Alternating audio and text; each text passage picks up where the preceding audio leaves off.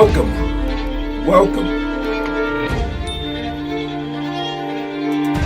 Anyways, hello. What's up, guys? Welcome to Limitless Hoops. Shaved my head, so I look like I'm 20 years younger. Yes, I look like I'm 8 years old. Yes, that's how old I am. What's up, Connor Rush? I see you, man. Hey, I've been talking to parents all day about their kids, and seems like there's two factions of kids, man, or maybe like a few, but like mainly just these two. And it's kids that want to be good and they're willing to do anything, and then there's like people that are really, really hesitant, who also want to be good, right? But they're hesitant to like go through the whole like shebang, like all the competitiveness and all the tiresomeness and all the everything that goes along with being great. All right, I have to just give you a warning about things. All right? Unless you're like a millionaire, but even then, all right, unless you like have like some kind of like charm life, you're gonna have to face those things eventually. And the magical part about basketball, or any sport, any kind of game really, is that it doesn't matter. All right? So you get to practice these things like without it really mattering. So I know when I first started to drive, I remember it wasn't really a scary thing to me. But I had to remind myself because like as I'm driving on the freeway, I'm like, 15 and a half or whatever, I see like a line, and I'm like, okay, don't cross the line, stay on the line, just like a video game. Just like a video game. Then I go on this like huge curve, the one on I-36, like when you like go over that whole thing like toward whatever, like from the 25 to the 36, and I'm on it, and I'm like, dude, I could just let go of the wheel if I wanted to and just die. Like that. And I remember like just thinking it's just like a video game, except there are no do-overs. Okay? So do you want like we've spoken about this in regards to like running plays during games and like sacrificing like maybe some wins that we could have, but do you think that it's better to have, let's say, 1,000 hours of driving in a simulation before you actually drive on the actual freeway, or do you think it's better to just get the 1,000 hours on the freeway without the simulation? All right, and what sports are? They are the simulation. Because you get to practice these like really, really serious things, like working under pressure, like giving your all, like sleep deprivation even, I don't know, like a lot of stuff, like handling like disappointment and failure. You get to do it in such a way where it absolutely doesn't matter. Now, I'll blow your mind to say that even when it happens in real life, it kind of doesn't matter either. But there are some times when it actually matters, like when it comes down to like your kid's health, possibly your relationship, money, maybe, right? All right, and these things matter a heck of a lot more than just basketball. All right, so get the practice in, and don't be too distraught. All right, and again, like it can't get to the point where it was the other day where Aiden and Noah trying to fight people. All right, again, you got to control yourself under that because again, it's fake. And you have to understand that it's fake, all right? But it's practice for a real life. So that's all that I had to say about that. So keep practicing this stuff, guys. We had a good workout this morning. We had Noah and Gavin showed up this morning. Did well. I like that those things are autonomous. All right, now, I really don't have to be there. I have to be there to open up the gym. All right, that's about it. All right, so you guys work on your own, man. That counts as more. It doesn't really count as more points in our like attendance, but it does count as more points, and like and the overall like life thing. So, great job with that. All right, let's start off with our movie of the day, and then we'll get on to all our other stuff. All right, movie of the day is not that. That's not our movie of the day. This is our movie of the day. There we go. All right, movie of the day is camera, face me. There we go. Movie of the day is Digstown. All right. This is our 11th grade movie. I don't know why it's 11th, man. Seriously. All right. The higher that the grades go up, the harsher the rating.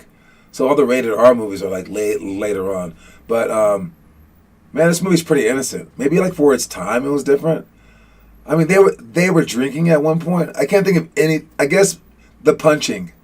Oh, there's also one scene where like people are dying, I guess, but that happens in movies. Oh yeah, this guy gets like hung too. Oh yeah. Okay, it gets kind of bad, but it's not a bad movie. It's one of my favorite movies. I wouldn't say like of all time, but like top 150. I actually have a list of 150 movies, and this one is on it. All right. Is it in perfect order? Nah, I don't think so. But it is in alphabetical order. All right. So this movie's Dickstown. Basically, this guy right here and that guy right there, they have a bet. That's one of the opponents. They don't even show in this little GIF the main guy. This black dude name is Louis Gossett Jr. All right, it's a funny movie. Also interesting. It's kind of like it's a '80s like early '90s kind of like corny-ish movie, but it's really good. Basically, there's this town with this legendary boxer called Macon Diggs. The town is named after him, but he's like been like so punch drunk, he's like unable to speak or like communicate with anyone, and he just like rolls in the hills like by himself, just staring into the ocean or something like that, in his wheelchair, and it's like a sad thing. But there's this boxer, there's this guy right here. He's like a con artist, and he gets out of jail. Like I don't know how he got out of jail. Maybe he like snuck out of jail. I'm not sure. But he makes a bet with this guy who owns the entire town, and that he has a fighter who could beat 10 fighters in 24 hours, which is like impossible. All right, when people box, they box like once every like 3 to 6 months. All right, they don't box in back-to-back days. That would be crazy. But they said that this guy could beat 10 fighters in one night, and you get to pick the people as long as they live in the town of Dickstown, and I'll bet you like millions of dollars, right? So the guy takes up the bet, and that's all I'm gonna tell you about the story. Oh, except for that, the guy that he gets is this old dude, this old black guy, and he comes out there, and like the first boxer comes out there, and they're like, okay, this isn't gonna happen. I mean, this isn't gonna work. What is this crap? And the guy like looks at him, and the first like second of the boxing match, boom, knocks him out. It was like, oh crap. So then like they had to like come up with all these ways to maybe beat him, but it's a fun movie. Anyway, it's called Dickstown. Highly recommended. Stars out of 50. Again, I told you it was corny, but I told you it was one of my favorites too. So I can average those two things, and I would say Dickstown deserves 43 stars. 43 stars. You know, I take the stars really seriously, dude. I really think about the stars. I seriously care about the stars. All right. Yes. Dickstown, 43 stars. Watch it. All right. Anyways, we got our quote of the day. What we got here? Never look back. What up, Sean O'Brien? Sean O'Brien's in the house. You coming to practice tonight? You guys driving up right now? You in the car? Sean O'Brien, he was the first off the bench when they were trying to fight. Don't ever do that, you idiot. I mean, it's nice to know that you would do that. But again, I pride ourselves on being in control of our minds. During a game especially. Alright? You know how, again, people look so stupid when they get irritated in games and you're just standing there like this. I'm not trying to do anything. Excuse me, sir. No, thank you. And then the referee just like kicks him out the game, and then we can win that game. But as soon as you like fight back during a game, you're basically like acting like it's real, and we don't need it to. It's not real. All right, so like you have to try your hardest, but like understand that it's not real at the same time. And there's very very few players. If I saw players like you guys, I would hit you in the face every single game. And as soon as you hit me back, I would just fall to the ground and pretend to cry. And I would be like, he hurt me. Kick him out the game. Kick him out the game. And I would win. And I would get up and hit my free throws, and that's it. Because all I care about is winning. Other people care about fighting. I care about winning. And if you are like that, then you're a true basketball player. Sean, Aiden, and Noah are thugging. They're thugging, exactly. Yeah, we are, and won't do it again. All right, man. All right. Anyways, never look back. So let's all look forward. The quote of the day is never look back. I would say I look too far forward in terms of like how I always prepare, and I don't really experience the now in my life. I think that's like it's one of the bad traits of me. But I think looking back all the time is maybe the worst of the three. Because you can do nothing about looking back. Preparing is, I think, a very good thing. Living in the now is an amazing thing, I'm certain, even though I don't do it. All right? But looking back, I don't know how much that does for you besides like learning from history. All right? Never look back. I mean, like, oh, all you do is sit down and just cry about memories and stuff like that, or like be happy about memories, sad or whatever, and then you end up like just being stagnant. I never look back. I always tend to like overanalyze anything that says an absolute. Like if it says never or like always, it's like, is that always true? You should never look back. All right, I would say nah. All right, you should look back occasionally to learn from the past, but also to see where you've been. Like I would love it if you guys looked back at your workouts from September, in our homework playlist. All right, if you look back, like, and again, I know that this quote says never look back, and I'm about to look back right this second. All right, but yes, if you look back right here, not right here, man, I'm on the wrong page. I need to go to this page right here. Is that it? Nope. Is this it right here? Let me see. There we go. Some playlist right here. All right. And I went like this. And let's say that I just switched the order of it real quick. Great job, by the way, for Kieran. I like it, man. You're getting better at that. But if you look back toward the oldest ones, right? Way back here. I mean, this is probably before you guys even joined. Oh, man. But let's like look back just real quick. And like if you guys were looking back towards like your past homework stuff. All right, do we have a year ago in here by any chance? Because I think that Connor's almost on his 1 year anniversary. All right, there are so many videos in this. It goes back like right at the beginning of the pandemic to some of these kids. But no, I don't think I can go forward enough. But yes, if you look back, you can see some of these guys who couldn't even like. Oh, here goes triple cross repeat from Finn. All right, so this is from a year ago. He was doing the same homework that you guys are doing right now.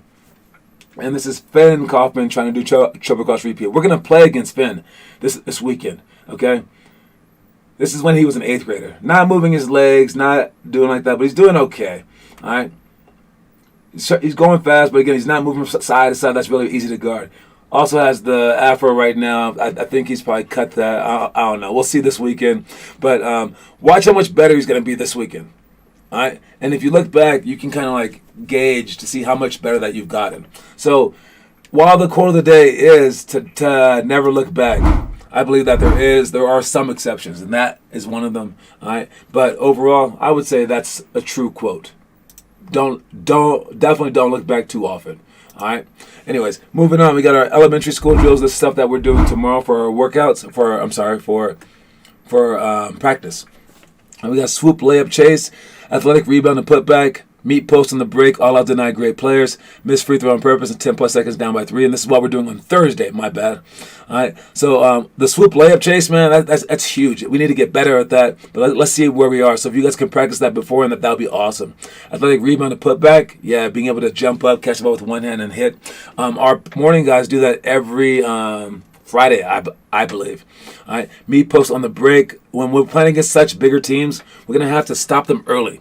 You want to stop the postman early. That's what we're going to practice during practice. All out to deny great players. We might hit up on that if the other team has one great player, we're going to face guard them.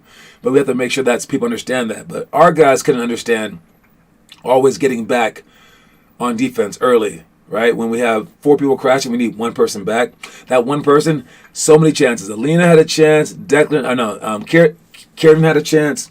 Who else had a chance at that? Sean O'Brien had a chance. All right, and everyone failed after a while. Easiest job. And then why did you fail? Because you had to think about it the entire time while you're playing. You have 2 thoughts in your mind, all right, and your minds aren't used to that. So we have to get used to that, have to get better at that. And all our deny great players is no different than that. All right. But anyways, moving on to the drills that we will be doing. Tomorrow, it's 1-on-1, 5 seconds from half, 3-on-3, no dribbles, post positioning on the swing, unintentional, intentional fouls, fouling with fouls to give, and up by 5 with 3 minutes left. Hopefully, we're in a position where we're up by 5 with 3 minutes left, and where we can manage a lead, weighing patience and aggression, because you still want to go score. All right, you don't want to just like stop and just like hide the ball, because one steal just kind of ends all that mess. All right, you want to be extra patient, and I would say for this one, it basically means that the 0, 50, 100 rule is in full effect. Like no breaking that rule at that point. That's all it means. Other than that, you keep trying to score. All right, but you don't need to take chances. All right, fouling with fouls to give. If we need fouls, we might ask you to foul so that we're in the bonus. Okay, because sometimes we have like 2 fouls, but we need 7 for them to be in the bonus. But if we're down, we need the clock to stop. We need them to shoot free throws. We need to foul them early to get into the bonus. So that might come with like 2 minutes left or so. So heads up for that. And an unintentional, intentional foul. When you do foul on purpose, you have to make it look like it's not on purpose. All right, you can say foul, whatever, but you can't just knock the guy out. And then post positioning on the swing is really hard to explain right now, but it's where you stand, and I can show you right now, right this second. All right, so let me see. Where's my strategery? All right, so when they're out here and you're guarding someone, okay, and the ball's right here, and you're in the low post, this guy right here, you have to be in between your man and the ball. You can't be behind him. It's pretty easy stuff. If you're in between your man and the ball, you're good. But if you're all the way in between, well, now they can just like throw the ball over, and that's not very good, right? So you want to be like 3/4 fronting, with 1 foot over their body, 1 foot behind their body, with your hand up and the back of your hand on their chest. All right. Now, as they pass the ball, you can't stay here. You got to jump off, because if you stay here, he might be so big he can throw you behind him and post him up. But if you stay far off, every time he inches towards you, you can inch away. Inches towards you, inch away. And then until this point, he's coming, then you can hit him. Stop him right there. All right? But you keep your distance. You keep your distance so he can't manipulate your body. So this is the second spot. Now, if they swing the ball to a guy over here, you want to jump off to help side. All right? If he's up here, it's the same thing. As he comes towards you, inch. Beat him to the spot. You don't want to start like wrestling with him halfway in between, all right? And then he's right there. As he goes down, you don't. This turn, you have to keep your body toward the ball, and then you want to touch your defender on the way back. So you want to open up toward him, and then guard him on the opposite side, in the same 3/4 front that you were just in on this side, with your 1 foot over his body and 1 foot behind his body, so that he can't get you on either side. So that's what we're practicing on post positioning swing.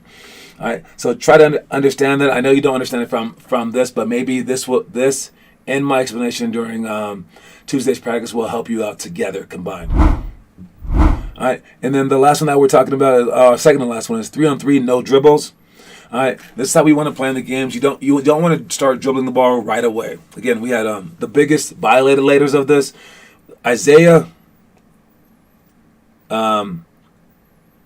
Desmond, Sean, and Rohit. As soon as they caught the ball, they just started dribbling, and it was scary to me, right? And I was like, you guys aren't the greatest dribblers in the first place, but you immediately start dribbling into traffic. That shows that you don't know what you're doing. All right, and sure, I'm happy that you're being bold, but let's imagine that you were so bold that you were throwing the ball from half court. There's a certain level of boldness that you're allowed to do during games. All right, I love people being bold, but be bold within your restrictions. Be bold as like, I want to guard the best player. Bold. Be bold as like, I want to get 20 rebounds. Heck, that is so bold. Don't be bold like, I want to dribble the ball 90 times up the court even though I don't know how yet, and totally lose the game for my entire team. That's too bold. All right, so figure out where you are in that regard. In the meantime, practice. All right, and then we have 1-on-1, 5 seconds from half. That's sprinting in and trying to score the ball 1-on-1. If you happen to score, then the defender stays. If you don't score, then you become the defense. All right, last thing is our high school stuff that we're doing next week, or no, that we did last week. Our clockwork passing drill, that we did okay at that. I can always find mistakes in that though. Zone cutting, I thought we did okay during practice, but then we forgot about it during games. Ball and hold drill, obviously not amazing, but ball was amazing. Kiernan did unbelievable at the ball for the first game. I know we're just playing against some girls, but he did it against the next team too. I know that they were bad, but who cares? It's a start. I don't see high schoolers doing that stuff. That was amazing what you did. Jump ball positioning, we're still not having our best players reiterate to everyone where we're supposed to stand, not until I say something. So talk about that. The guys don't know where to stand, so we need our best players to understand where they stand. Taking the last shot, never really got into that point yet. Post entry plus kick out. We probably went inside and out maybe like once the whole time, all the teams put together. Try to pass the ball inside, and that person should pass the ball out so we can make the defense move. All right, moving on, we got our trivia question of the day. Good luck with this. I went to the site, I pressed the random button, it gave me a video, then I looked up the trivia question for this video. All right, and out of all the trivia questions that it gave me, my favorite one is this. All right, here's the trivia question for the day. All right, it's about Magic Johnson. All right, Magic Johnson had a Hall of Fame career that was cut short by his HIV diagnosis. He got the diagnosis in November of that year, so he immediately stopped playing. Come February, he actually got voted into the All-Star game still. He decided to play in the All-Star game, and they allowed him to. A lot of players were scared because they didn't know anything about the HIV thing, right? But although he wasn't like elected to start, he still started because of one player agreeing that he could take his starting position. The question is, which player in the 1992 All-Star game allowed Magic Johnson to start in his place? That's the question. The question is, which player in the 1992 All-Star game allowed Magic Johnson to start in his place? If you know the answer, please chime in. Good luck, you guys. I have faith in you. You can do it. Our leaders for the month, we got Finn Kaufman with 5, Connor Rush with 3, Alina Wong with 2, and everybody else with a whopping 0. All right, whole bunch of zeros, and those 3 are in this mix. No Finn Kaufman today, so you have a chance to catch him. All right, and again, it's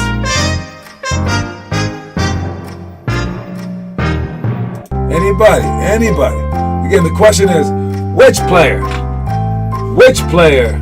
in the 1992 All-Star game allowed Magic Johnson to take his place to start after his HIV diagnosis? All right, one player said, he can take my spot. He can take my spot. Oh, let's see it.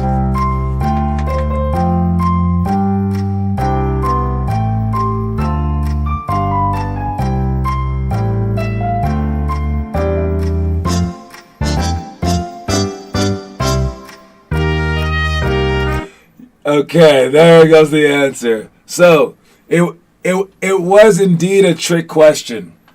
The guy that gave up his starting spot for Magic Johnson for that All-Star game was indeed Magic Johnson. So, Finn Kaufman got it right. No, that's not the answer. That's stupid, Finn Kaufman.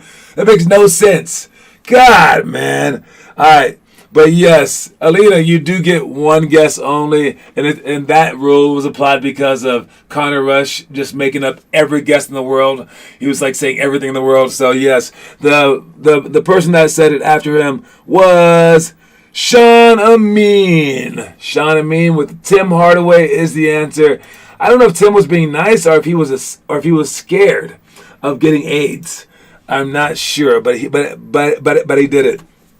I was just repeating. It was one guess. You said Karl Malone first. You said Karl Malone first. But yes, Sean Amin won. And Penny Hardaway, that could have been a decent guess. I'm sad. What? I swore I put the what? Yeah, no, it's a rule. You can't just guess multiple players. And I have you saying Karl Malone first. Check the transcripts. Again, I'm cheering. I'm going for Alina. All right, if you guys want to know my biases, I'm telling you. Yes, you said Tim Hardaway after you said Karl Malone. I didn't say Karl Malone. You're saying that you didn't say Karl Malone. Alina Wong is your name, right? Yeah. Yeah, I think so. Alina Pathological Liar Wong. That's her full name.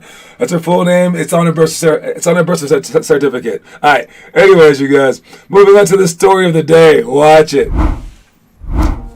Take advantage of playing time while it's offered, no matter how daunting the task, because you never know when it and the opportunity might be gone.